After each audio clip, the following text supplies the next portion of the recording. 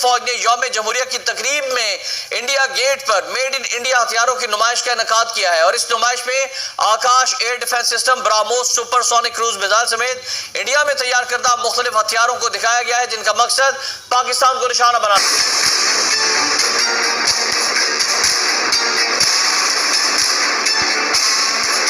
کے دوارا تیار کیے گئے لانگ رینج اینٹی شپ ہائپرسونک گلائیڈ مسائل جب یہ کرتویہ پتھ پر مارچ کرتا ہوا آگے بڑھتا چلا تو پھر یوروپین مہمان اینٹونیو کوسٹا اپنے آپ کو روک نہیں پائے۔ بہت ساری جو چیزیں وہ وہاں نہیں بنا پا رہے ہیں، ان کو مہنگی پڑتی ہیں، تو بھارت بنا کے دے گا، جیسے کہ ایمونیشن، گولہ باز ایمونیشن جو بھارت میں بنتا ہے وہ وہاں سے 50% سستا پڑتا ہے۔ اور اسی سلسلے میں انڈیا اور یورپی یونین کی ایک بہت بڑی تاریخی ڈیل ہونے جا رہی ہے۔ کالونائزرز جھک گئے ہیں بھارت کی سویلائزیشن کے آگے،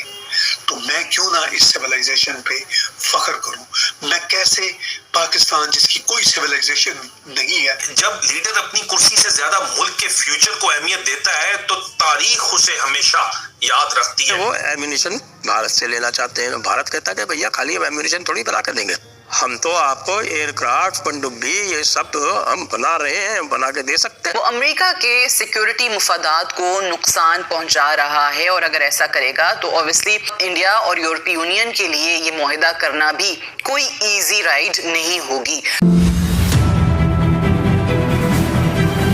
اگر آج دیکھیں 26 جنوری ہے، انڈین ریپبلکن نے یہ فیصلہ کیا ہے کہ وہ یورپ کے ساتھ مل کر اپنی تجارت کو فروغ دیں گے اور یہی وجہ ہے کہ آج وہاں پر جو تقریب ہے اس میں بہت زیادہ اہمیت یورپی یونین کو دی جا رہی ہے۔ اور اسی سلسلے میں اگر آپ دیکھیں تو جو یورپی کمیشن کی صدر ہیں ارسلا وان ڈر لیئن اور یورپی کاؤنسل پریزیڈنٹ اینٹونیو کوسٹا، ان کو چیف گیسٹ کے طور پہ وہاں پر مدعو کیا گیا ہے۔ دہلی اور یورپی یونین اس وقت ایک ہی پیج پر ہیں، یعنی کہ دونوں اس وقت پریزیڈنٹ ٹرمپ کی ٹیرف پالیسی سے تنگ ہے۔ اور اگر آپ دیکھیں تو یہ جو انڈیا کی ریپبلک ڈے کی تقریب ہو رہی ہے، یہ صرف تقریب تک ہی منعقد نہیں ہے، یعنی کہ یورپی یونین کے لوگوں کو، ان کے اہم عہدیداروں کو صرف اور صرف مہمان خصوصی کے طور پہ ہی نہیں بلکہ باقاعدہ طور پہ یہ بتایا جا رہا ہے کہ 27 جنوری کو یہ دونوں ایک بہت بڑی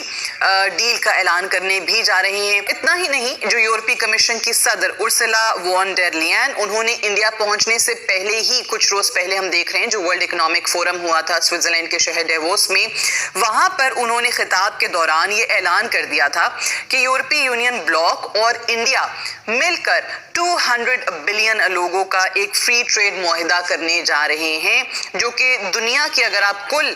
جی ڈی پی کا دیکھیں تو 1/4 حصہ بنتا ہے۔ اس وقت جو یورپ اور انڈیا کے درمیان ٹریڈ ہو رہی ہے، اگر آپ اس کے سٹیٹسٹکس کو دیکھیں